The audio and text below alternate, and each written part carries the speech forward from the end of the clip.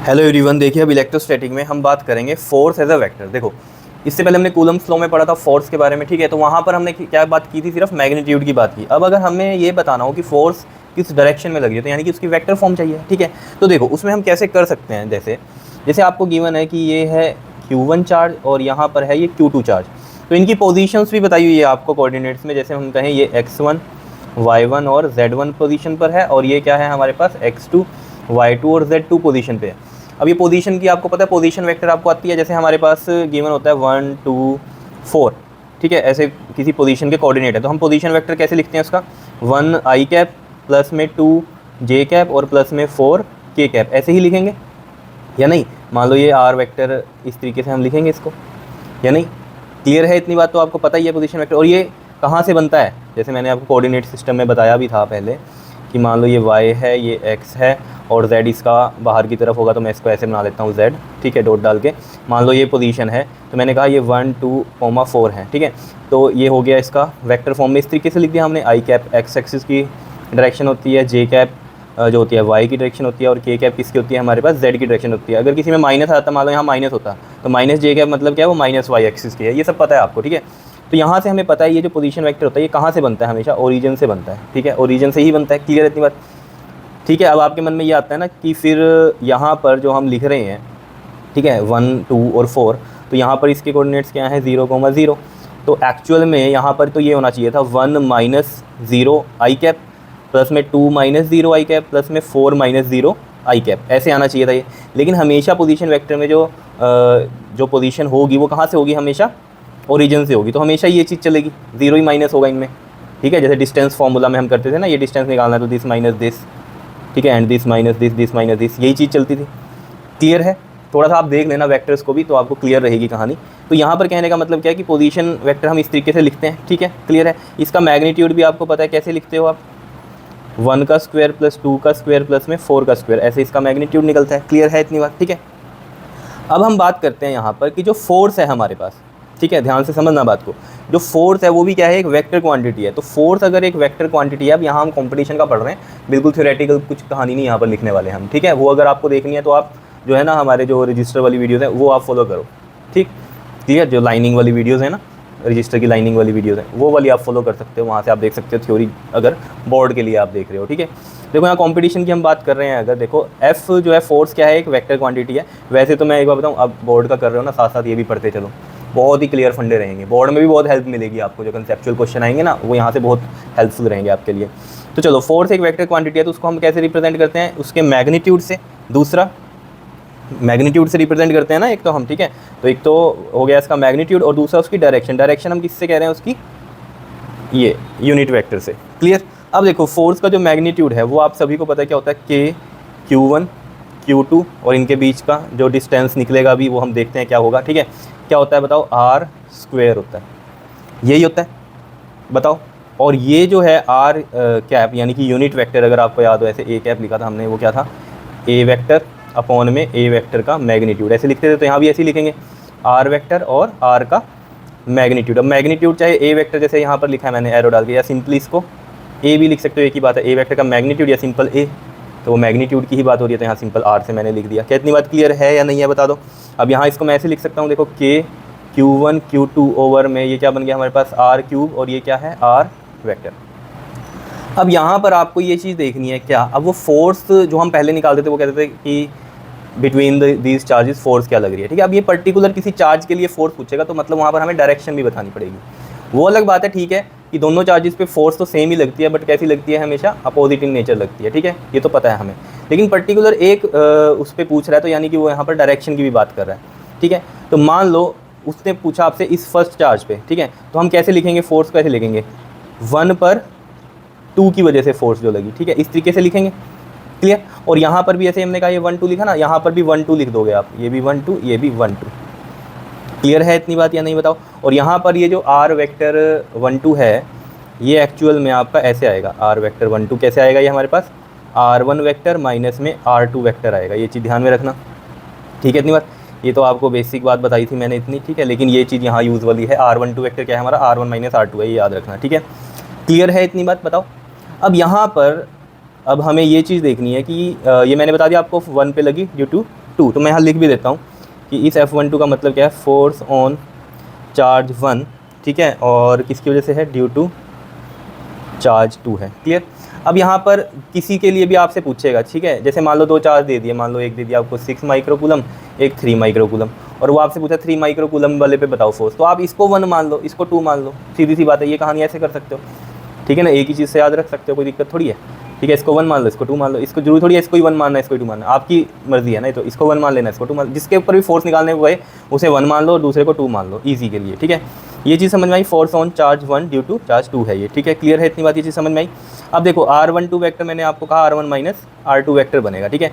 अब यहाँ से अगर आप देखोगे ये चीज़, ठीक है, ये हम R1 मान लें, इसको R2 मान लें, ठीक है, तो ये R1 वेक्टर कैसे लिखोगे आप यहाँ पर बताओ किस तरीके से लिखोगे। देखो R1 वेक्टर हम लिखेंगे x1 i cap plus y1 j cap plus में z1 k कैप, ठीक है, R1 हो गया। R2 वेक्टर कैसे लिखोगे, x2 i cap plus y2 j cap plus z2 k cap, ये पता है आपको। अब जब R1 माइनस R2 करोगे, R12 निकालना है, तो ऑब्वियस बात है क्या करोगे आप, x1 minus x2 i cap plus y1 minus y2 j cap plus z1 minus z2 k cap, जो भी आएगा वो R12 वेक्टर आएगा। फिर उसका मैग्नीट्यूड भी आप निकाल सकते हो, ठीक है ना, i j k के जो कोफिशिएंट उनका स्क्वायर करके और स्क्वायर रूट करके। अभी क्वेश्चन में आपको ये चीज़ समझ में आ जाएगी, ठीक है, ये चीज़ समझ में आई, ठीक है। और इसमें एक मेन जो बात आपको ध्यान में रखनी है, इस फॉर्मूले में जो चीज़ साइन के साथ जैसी भी दी है, ठीक है, वैसे ही आपने लिख देनी है विद साइन, ठीक है, बिना साइन के, जैसे हम पहले कहते थे चार्जेस को साइन में ना लिखो, ठीक है, वो सिंपल मैग्नीट्यूड की बात थी। अब यहाँ पर हमें वेक्टर फॉर्म में बात करते हैं, तो हम यहाँ पर एक लिख लेते हैं ये कि put all values with proper sign, ठीक है, जो प्लस में है प्लस में, जो माइनस में है वो माइनस में लिखेंगे। क्लियर है इतनी बात समझ में आई, ठीक है। और ये R1 वेक्टर और R2 वेक्टर क्या है, ये हमारे पास पोजीशंस हैं किसकी, चार्जेस की, तो हम यहाँ लिख लेते हैं पोजीशन, क्या है ये, position vectors of Q1 and Q2। Clear, ठीक है, ध्यान में रहेगा ये। अब देखो क्वेश्चन से आपको ना क्लियर हो जाएंगी चीज़ें, ये चीज़ समझ में आई, बिल्कुल सिंपल तरीके से हमने लिखा है। पहले सिंपल हमने ये पढ़ा था कि Q1 Q2 ओवर में R² होता है। अब मैं आपको क्या कह रहा हूँ यहाँ पर कि साथ में उसका डायरेक्शन भी बतानी पड़ेगी, तो R कैप उसका यूनिट वेक्टर हमने बता दिया, तो ऑब्वियस सी बात है डिस्टेंस से पे ही हमें क्या दिखानी है, उसकी डायरेक्शन दिखानी है, तो ये R से रिप्रेजेंट किया, ठीक है। तो R वेक्टर अपॉन में R का मैग्नीट्यूड, ये इसका हमें यहाँ पर लिख देता हूँ, ये क्या है हमारे पास, R वेक्टर अपॉन में R, ठीक है। तो बस यहाँ पर 1 और 2 लिखा है हमने, यानी कि 1 पे लगी ड्यू टू 2, तो यहाँ भी 1 2 1 2 लिख देना आपने। R12 क्या होता है, R1 minus R2, R12 vector आ जाएगा, और उसका जो मैग्नीट्यूड होगा वो यहाँ पर आप पुट करोगे और उसका क्यूब करोगे। देखो जरा, बता दो क्लियर हो गई ना इतनी बात, तो ठीक है। वेक्टर फॉर्म में हम कैसे करते हैं, अब देखो जरा, यहाँ से आपको समझ में आ जाएगी कहानी। देखो जैसे यहाँ पर ये बोल रहा है आपको 2 चार्जेस हैं 6 माइक्रो कूलम के और एक है -9 माइक्रो कूलम का, उसको प्लेस किया है आपने इतने पे, ठीक है, रिस्पेक्टिवली। तो फोर्स आपको निकालनी है -9 माइक्रो कूलम पे, ठीक है, वेक्टर फॉर्म में। तो हमें पता है किस तरीके से निकालते हैं, तो हम क्या करें, जिस पे निकालनी है ना उसे फर्स्ट चार्ज मान लेते हैं और इसको सेकंड चार्ज मान लेते हैं। तो ऑब्वियस बात है ये इसका फर्स्ट का पोजीशन वेक्टर ये बनेगा और सेकंड वाले का ये बनेगा, क्योंकि रिस्पेक्टिवली बोल रहा है, तो पहले ये है, पहले ये हो गया, इस ये बाद में है तो इसका बाद वाला ये हो गया। तो इसको फर्स्ट माना है तो ये फर्स्ट का डिस्टेंस होगा, और ये वाला सेकंड है तो ये सेकंड का ही पोजीशन होगी। क्लियर है, ठीक है, क्लियर है इतनी बात या नहीं बताओ। अब देखो जरा हम इसमें कैसे करेंगे, देखो सिंपल सी कहानी है, सोल्यूशन में चलते हैं। हमने कहा फोर्स ऑन 1 ड्यू टू 2 क्या होती है हमारे पास, K Q1 Q2 ओवर में R12 का क्यूब, और यहाँ पर क्या आता है हमारे पास R12 का वेक्टर, यही होता है। बताओ यहाँ से देख लो, ठीक है, यही होता है। अब सिंपल है, देखो K की वैल्यू आप सभी को पता है कितनी होती है, 9 इंटू में 10 की पावर 9। Q1 की वैल्यू यहाँ पर ये देख लो कितनी है, -9 माइक्रो कूलम है, तो माइक्रो लिखेंगे 10 की पावर -6 से, और सेकंड चार्ज है हमारे पास 6 माइक्रो कूलम, यानी कि 6 इंटू 10 की पावर -6, माइक्रो पता है ना 10 की पावर -6 होता है, ठीक है, अपॉन में। अब देखो इनको सोल्व करना है। अब R12 वेक्टर क्या होगा, देखो सबसे पहले तो हम ये देख लें R1 वेक्टर क्या है हमारे पास, R1 ये है ना, तो ये कोऑर्डिनेट्स हैं उसके, तो इसको हम कैसे लिख देंगे, 3i cap plus 3j cap plus में 5k कैप, जैसे यहाँ पर मैंने आपको बताया था लिखना है R1 वेक्टर को, ठीक है। ये x1 y1 z1 था, तो ये x1 y1 z1 की फॉर्म में R1 लिख दिया था। ऐसे ही R2 लिख देना है, क्या है वो, इसमें कंफ्यूज मत हो ना, मैंने ये फर्स्ट क्यों ले लिया भाई, F12 है ना हमारे पास, तो मैंने डायरेक्ट ऐसे कर लिया, कोई दिक्कत थोड़ी है। 2 1 भी निकाल सकते थे, कोई दिक्कत नहीं थी, अगर इसको 1 और 2 मानते तो मैं उसको 2 1 लिख देता, लेकिन ईजी के लिए याद रखो ना, F12 ही लेके चलो, ठीक है। तो R2 वेक्टर है तो उसको कैसे लिखेंगे, 1i कैप प्लस में 2j कैप प्लस में 3k कैप। अब कोई ऐसा तो नहीं है कि इसको यहाँ मैंने 1 क्यों नहीं लिखा, 1i कैप, 1 को i कैप से मल्टीप्लाई करो, i कैप ही होगा ना, ठीक है तो नहीं ऐसा कोई, चलो हो भी तो कोई बात नहीं, सीख जाओगे धीरे धीरे, ठीक है। ये चीज़ समझ में आई। अब हमें क्या करना है, हमें निकालना है R12 वेक्टर। R12 वेक्टर क्या होता है, R1 वेक्टर माइनस में R2 वेक्टर। अब देखो आई कैप वाले आई कैप में से माइनस करो, 3 आई कैप माइनस आई कैप कितना आएगा, 2 आई कैप। और यहाँ से देखो 3 जे कैप में से माइनस करो ये 2 जे कैप, कितना होगा, प्लस का जे कैप। और 5 में से 3 को माइनस करो तो कितना होगा ये आपके पास बताओ, प्लस का 5 माइनस का 3 है ना, प्लस का 2 के कैप। समझ रहे हो ना माइनस कैसे कर रहा हूँ मैं। सिंपली आपको करना होगा पहले इसको लिखना, फिर माइनस में ये लिखना। अब माइनस अगर आपने लिखा है तो इसके साइन चेंज हो जाएंगे, है ना। तो 3 - 1, 3 - 2, 5 - 3, तो इस तरीके से ये आएगा, ठीक है। तो ये बन गया हमारे पास R12 वेक्टर, ये तो ये आ गया। अब इसका मैग्नीट्यूड भी चाहिए, यहाँ पर ये R12 है ना, तो R12 के वेक्टर का मैग्नीट्यूड सिंपल मैं R12 लिख दूँ अगर, तो हमें पता है रूट में 2 का स्क्वायर प्लस में जे के साथ 1 है तो 1 का स्क्वायर प्लस ये 2 का स्क्वायर, तो कितना बन जाएगा 4 प्लस में 1 प्लस में 4 कितना आ गया ये 9, रूट 9 कितना होता है 3, तो ये 3 आ गया। तो यहाँ पर तो लिख दूँ मैं 3 का क्यूब भी है ना साथ में। और R12 वेक्टर ये है तो इसको ऐसे ही लिख दो 2 आई कैप प्लस में जे कैप प्लस में 2 के कैप। क्लियर है इतनी बात या नहीं, बताओ कोई दिक्कत इसमें। देखो ना ये जो दिए हुए थे ये इसने क्या बोला हुआ था, ये इनकी पोजीशंस होगी। जैसे मान लो ये चार्जेस ही हैं, ठीक है। अगर मैं यहाँ बनाऊँ इसको, देखो ये है चार्जेस, ठीक है। ये -9 माइक्रो कूलम का था और ये 6 माइक्रो कूलम का चार्ज था। इसकी पोजीशन ये है 3, 3, 5, ठीक है। ऑब्वियस आता है ओरिजिन से होंगे ये सब जो डिस्टेंस होते हैं हमारे कोऑर्डिनेट्स वाले ये, और ये 1, 2, 3 होंगे एक्स वाई जेड के अलोंग, ठीक है। तो इनके हमने वेक्टर लिख लिया, इसका लिख लिया, इसको हमने अगर फर्स्ट चार्ज माना तो ये R1 वेक्टर बना दिया, और ये वाला अगर हमने सेकंड चार्ज माना तो इसको R2 वेक्टर बना दिया। अब ऑब्वियस सी बात है ये वाला जो डिस्टेंस है ये कैसे बनेगा हमारे पास, ये यहाँ पर ये जो है डिस्टेंस का ही होता था ना हमारे पास स्क्वायर। यहाँ पर क्यूब कैसे आया, क्योंकि ये यूनिट वेक्टर का भी एक R आया तो उसके साथ मल्टीप्लाई हुआ। तो ऑब्वियस सी बात है यहाँ पर जैसे हम डिस्टेंस फॉर्मूला लगाते थे 3 - 1, 2, 3 - 2, 1 और 5, 3 - 1 2 हो गया और 3 - 2 1, 5 - 3 2, तो इस तरीके से ही करके आया है ये हमारे पास। समझ रहे होंगे बात को, ठीक है। सिंपल सी कहानी है। अब इसको सॉल्व करो, देखो ज़रा। अब अगर यहाँ से आप देख पा रहे हो, देखो सिंपल सा, ये 3 का क्यूब कितना है, मान लो ये 27 है, कितना है ये 27 है। तो जब आप 27 को इससे 9 से करोगे तो 9 3 सा 27 बनेगा, है ना। 3 बचेगा, इसको 9 से काटेंगे तो, क्योंकि 3 का क्यूब क्या होता है 27 और 9 3 सा 27, ऐसे होगा ना, 9 3 सा 27, तो 3 बचा। अब इस 3 को मैं कह दूँ यहाँ पर ये 2 से कर लो, तो 9 2 सा 18, माइनस का 18 इंटू में ये सोल्व करो, -6 -6 माइनस का 12 और प्लस का 9 -3 हो गया, तो 10 की पावर -3, यही रहा और तो कुछ नहीं है बचा यहाँ पर, है ना। 9 2 सा 18 ऑलरेडी कर दिया, और साइन के साथ लिखे हमने चार्ज, जो माइनस का माइनस में ही लिखा है, ठीक है। और ये साथ में लिख दो, इसके क्या है ये 2 आई कैप प्लस में जे कैप प्लस में 2 के कैप, ठीक है। और साथ में क्या लिखोगे न्यूटन, ठीक है। ये आ गई हमारे पास F12 वेक्टर। अब इसको ना लिखने का देखो ऐसे भी हो सकता है, माइनस का 18 और ये साथ में ऐसे लिखा होगा 2 आई कैप प्लस में जे कैप प्लस में 2 के कैप, और ये मल्टीप्लाई में हमारे साथ ये कितना हो गया हमारे पास ये 10 की पावर -3 न्यूटन, ठीक है। अब ऑप्शन में वहाँ पर ये ना मिली न्यूटन में भी हो सकता है, तो मिली न्यूटन में कैसे लिख सकते हो आप इसको, माइनस का 18 2 आई कैप प्लस में जे कैप प्लस में 2 के कैप, और यहाँ मिली न्यूटन ऐसे भी हो सकता है ऑप्शन में, या फिर ऐसे भी हो सकता है अंदर मल्टीप्लाई में हो, ठीक है। माइनस का 36 आई कैप प्लस माइनस का 18 जे कैप और माइनस का ये 36 के कैप मिली न्यूटन, ऐसे भी हो सकता है, कोई दिक्कत नहीं है इसमें, ठीक है। तो आपको सेट करना पड़ेगा जिस भी ऑप्शन में वो आपको देगा। क्या इतनी बात क्लियर है या नहीं है, बताओ।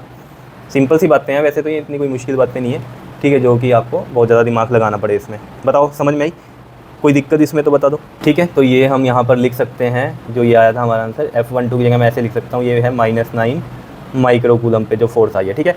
अगर वो 6 माइक्रो कूलम पे फोर्स भी पूछ ले आपको साथ में, ठीक है, तो आप क्या लिख सकते हो बताओ। F6 माइक्रो कूलम के लिए अगर वो फोर्स पूछ ले तो फोर्स तो यही होगी, ऑब्वियस सी बात है, दोनों पे सेम फोर्स लगती है, लेकिन कैसी लगती है, अपोजिट में लगती है, ठीक है, क्लियर। तो F6 माइक्रो कूलम पे अगर फोर्स लग रही है तो वो क्या होगी, इसकी अपोजिट होगी, तो मैं ऐसे लिखूंगा F9 माइक्रो कूलम वेक्टर के अपोजिट, तो माइनस लगा देंगे हम साइन, ठीक है। अगर हमने माइनस लगा दिया तो वही बात है, यहाँ ये पूरी टर्म माइनस से मल्टीप्लाई होगी। अब अगर ये पूरी टर्म माइनस से मल्टीप्लाई होगी, मान लो मैं ये वाली कर लूँ, ठीक है, ये वाली ले लूँ अगर मिली न्यूटन वाली, तो माइनस ये खत्म हो जाएगा, तो सिंपली 18 2 आई कैप प्लस में जे कैप प्लस में 2 के कैप मिली न्यूटन में ये आ जाएगा आंसर। बता दो जी कोई दिक्कत हो इसमें तो, ठीक है, क्लियर है। तो ये तो कहानी हमें पता चल गई, क्योंकि इक्वल और अपोजिट फोर्स ही लगती है दोनों पे, ठीक है ना। अब यहाँ पर मैं समझा दूंगा आपको ये आगे। देखो प्रॉपर्टीज़ ऑफ इलेक्ट्रोस्टैटिक फोर्स की अगर हम बात करें यहाँ पर, तो देखो जरा इसमें आपको क्लियर हो जाएगी।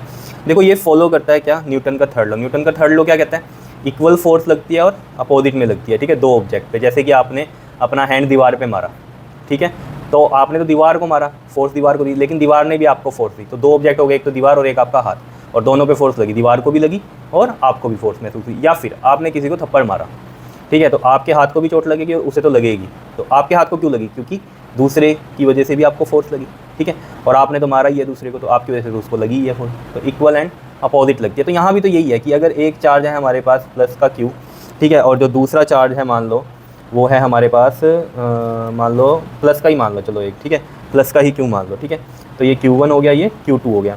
तो इस पर ऑब्वियस ही बात है, जो फोर्स लगने वाली है इसकी वजह से ये कहाँ जाएगा? इधर जाएगा, ठीक है ना। 1 पे लगी तो ये F1 2, 1 पर लगी 2 की वजह से फोर्स, और 2 पे कहाँ लगेगी? इस साइड लगेगी, प्लस प्लस को रिपेल करेगा, तो F2 पे लगी 1 की वजह से। क्लियर है बात, समझ में आ रही है? तो ये कहानी तो आपको समझ में आ ही रही है कि क्या है, ठीक है। मान लो ये इनके बीच का डिस्टेंस है, ऑब्वियस ही बात है, फोर्सेज इक्वल हैं, बट देख लो अपोजिट डायरेक्शन में, ठीक है। अब ये सेम चीज़ माइनस वाले पे भी अप्लाई हो जाएगी। देखो अगर यहाँ माइनस होता दोनों पे, तब भी माइनस माइनस रिपेल करते, तब भी ये फोर्सेज ऐसी ही बनती। मान लो एक प्लस का Q1 है और एक मान लो माइनस का Q2 है, ऐसे मान लो, तो क्या होगा? देखो ये प्लस वाले पे इसकी वजह से फोर्स लगेगी इधर।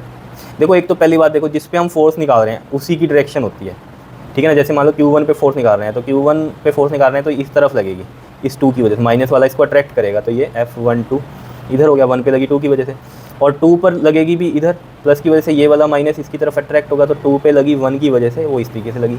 तो है ये इक्वल फोर्सेज, लेकिन देख लो यहाँ पर अपोजिट में है, तभी यहाँ पर हमने माइनस लगाया था अपोजिट साइन के लिए। क्लियर है इतनी बात या नहीं, बता दो ज़रा। तो हम यहाँ पर लिख सकते हैं ये बात कि F12 जो वेक्टर है माइनस ऑफ F21 वेक्टर के होगी, ठीक है। और इनके मैग्नीट्यूड तो दोनों के इक्वल होते हैं, तो F12 वेक्टर का जो मैग्नीट्यूड है और F21 का वेक्टर का जो मैग्नीट्यूड है, मैग्नीट्यूड्स तो इक्वल है ना, इक्वल है, लेकिन अपोजिट, अपोजिट के लिए यहाँ माइनस साइन दे दिया डायरेक्शन को जो बता रहा है। क्लियर है? तो चाहे प्लस प्लस है, माइनस माइनस है, या फिर प्लस है या माइनस है, दोनों में ही क्या होती है हमारे पास? अपोजिट लगती है। ये मैंने आपको पहले भी बताई थी कूलम्स लॉ में, प्लस प्लस वाले क्या होते हैं? रिपेल, माइनस माइनस वाले भी रिपेल, प्लस माइनस वाले होते हैं वो अट्रैक्ट होते हैं। लेकिन है तो अपोजिट ही फोर्सेज ना, चाहे रिपेल हो रही हैं, ये भी दोनों अपोजिट हो गई। ये भी क्या है? अट्रैक्टिव है, लेकिन कैसी हैं? अपोजिट ही हैं, एक इधर लग रही है, एक इधर लग रही है। नेक्स्ट देखो क्या कहता है, it follows inverse square law. ये तो आप सभी को पता है, ठीक है, जो डिस्टेंस का स्क्वायर कूलम्स लॉ में भी आपने पढ़ा था। ये जो फोर्स होती है वो इन्वर्सली प्रोपोर्शनल होती है डिस्टेंस के स्क्वायर के, ठीक है। ये R³ से मत कंफ्यूज हो जाना, यहाँ पर तो ये वेक्टर की वजह से आया था हमारे पास, ये वाला R एक्स्ट्रा इसके साथ मल्टीप्लाई हुआ, ठीक है। नॉर्मल जो फोर्स है वो भी सी बात है, मैग्नीट्यूड जो है उसका वो इन्वर्सली प्रोपोर्शनल है किसके? स्क्वायर ऑफ डिस्टेंस के। तो ये तो हमें पता ही है बात, जितना ज़्यादा डिस्टेंस होगा उतनी फोर्स कम लगेगी, जितना कम डिस्टेंस होगा उतनी फोर्स ज़्यादा लगेगी, ठीक है। आगे क्लियर हो जाएंगी ये सब चीज़ें। अब मेन बात है ये, क्या? It is a central force. Central force का मतलब क्या है कि जो दो चार्जेस के बीच में अब जो यहाँ पर फोर्स लगने वाली है, वो फोर्स कहाँ लगेगी? वो लगेगी जो इन दोनों चार्जेस के सेंटर को जो लाइन मिला रही है उसी लाइन पर ही फोर्सेस लगती हैं। जैसे यहाँ पर मैंने ये दोनों को ऐसे मिलाया, तो इसी लाइन पे फोर्स लग रही है ना, ये यहाँ पर भी इसी लाइन पे फोर्स लग रही है, ऐसा तो नहीं इधर फोर्स लग रही है, इसमें इधर लग रही हो ना, जो लाइन दोनों को ज्वाइन कर रही है, ठीक है ना, उसी लाइन पे लग रही है। तो यही लिखा हुआ है, means direction of force is always along the line joining the centre of two charges. Clear हो गया पॉइंट ये, ठीक है। फोर्स क्या कहता है? कहता है electrostatic force is conservative in nature. Conservation का मतलब क्या होता है? देखो, कंजर्व्ड होना, ठीक है, नाइदर क्रिएटेड नॉट डिस्ट्रॉयड वाली कहानी है बात। अब यहाँ पर जो कंजर्वेशन का मतलब है कि कंजर्वेटिव इन नेचर है, उसका मतलब समझो। देखो जैसे मान लो ये एक पॉइंट है, यहाँ से एक चार्ज चला, ठीक है, और ये ऐसे घूम कर दोबारा अपनी पोजीशन पे आ गया, वहीं पर आ गया, मान लो यहाँ दोबारा वहीं आ गया, ठीक है। तो यहाँ पर वर्क डन क्या रहेगा? 0 रहेगा, ठीक है। अब क्लोज्ड लूप में घूम रहा है, चार्ज वहीं आ गया तो वर्क डन 0 है। इसका एक और कहानी आप समझ सकते हो कि ये डिपेंड करता है इनिशियल और फाइनल पोजीशन पे, ठीक है। जब भी हम बात करते हैं इलेक्ट्रोस्टैटिक फोर्सेस कंजर्वेटिव नेचर, मतलब क्या है कि ये फोर्स जो है इनिशियल और फाइनल पोजीशन पे डिपेंड करती है, ना कि पाथ क्या फॉलो किया है इसने। अब इसका इनिशियल भी यही था, फाइनल भी यही था, तो वर्क डन जो इस पर था पहले से ही, ठीक है, वहीं पर ये दोबारा घूम के आया, तो वर्क डन वही है जो पहले था यहाँ पर, इस पॉइंट का वर्क डन। तो सेम वर्क डन है, तो यहाँ पर क्या होगा? उनका डिफरेंस 0 होगा, तो वर्क डन 0 हो गया। अब जैसे मान लो एक पॉइंट A है और एक पॉइंट B है, ठीक है। अब ये यहाँ से ऐसे फोर्स जो लग रही है इसके ऊपर, ठीक है, इस तरीके से जो फोर्स यहाँ लग रही है इस तरीके से, ठीक है, मान लो ये यहाँ से यहाँ फोर्स लग रही है, ठीक है, B पॉइंट पे, तो वर्क डन कुछ हुआ होगा, मान लो इस तरीके से, ऐसे समझो यहाँ से यहाँ जाने में, ठीक है। और मान लो एक चार्ज यहाँ से इस तरीके से फॉलो करता हुआ यहाँ पहुँचा, तो ऐसा नहीं है कि ये पाथ पे फॉलो कर रहा है कैसे कैसे गया है, नहीं, जो वर्क डन यहाँ, मतलब ये डिपेंड कर रहा है किस पे? इनिशियल पे और फाइनल पे, ठीक है ना कि पाथ पे, ठीक है ना। तो जो A to B work done ऐसे नॉर्मल जाने में लग रहा था, वही वर्क डन चाहिए ऐसे घूम के जा रहा है, उतना ही वर्क डन लगेगा। मतलब क्या है, ये इनिशियल और फाइनल पोजीशन पे डिपेंड करता है इसका वर्क डन। और क्लोज्ड में तो ये हमेशा वर्क डन क्या होता है, जीरो होता है। ये आगे और डिस्कशन होगी इलेक्ट्रिक फील्ड वाले में, ठीक है। इलेक्ट्रिक फील्ड में है और ये ऑब्वियसली बात है क्लोज लूप में घूम रहा है चार्ज एक, ठीक है, उसी पोजीशन पे आ रहा है, तो वर्क डन क्या होता है, जीरो होता है, ठीक है। नेक्स्ट है क्या, it is applicable only on point charge. Obviously बात है किस पे अप्लाई होता है, पॉइंट चार्जेस पे ये अप्लाई होता है। जैसे हमने ये चार्ज 1 लिया, ये चार्ज 2 लिया, तो ऑब्वियस आते हैं पॉइंट चार्जेस की ही बात हो रही है यहाँ पर। क्लियर है, बता दो कोई दिक्कत इसमें तो, ठीक है। तो ये तो अभी जैसे हमने एक नॉर्मली स्टेटमेंट वाला क्वेश्चन ले लिया था यहाँ पर, इस तरीके से सोल्व कर दिया, ठीक है। अब जैसे हमारे पास होंगे डायग्राम वाले क्वेश्चन कुछ, जैसे स्क्वायर में, ट्रायंगल में आपको दिया होगा, तो वहाँ पर चार्ज पर फोर्स निकालनी पड़ेगी आपको, ठीक है। हेक्सागन होगा, स्क्वायर होगा, रेक्टेंगल, इस तरीके से होंगे, उनके ऊपर देखेंगे फोर्सेस कैसे लगती है, ठीक है। लेकिन ये चीज़ें आपको आनी चाहिए, वेक्टर एडिशन आना चाहिए, आगे जो हम पढ़ेंगे थोड़ा सा मैं आपको ओवरव्यू दूंगा, ठीक है। नहीं तो आप जो वेक्टर की सीरीज़ चली हुई है हमारी 11th वाली, ठीक है, वो भी आप देख सकते हो, ठीक है। इसलिए मैंने वहाँ पर थोड़े क्वेश्चन करवा दिए थे पहले, ताकि यहाँ पर आप पहुँच रहे हो अगर, तो वहाँ से देखकर आपको ईजी रहे अब आगे यहाँ पर हमें करना काम, ठीक है। बताओ, क्लियर, ठीक है जी। तो इसे कर लेना अच्छे से, बहुत ही अच्छा टॉपिक है, क्लियर। ओके जी, थैंक यू।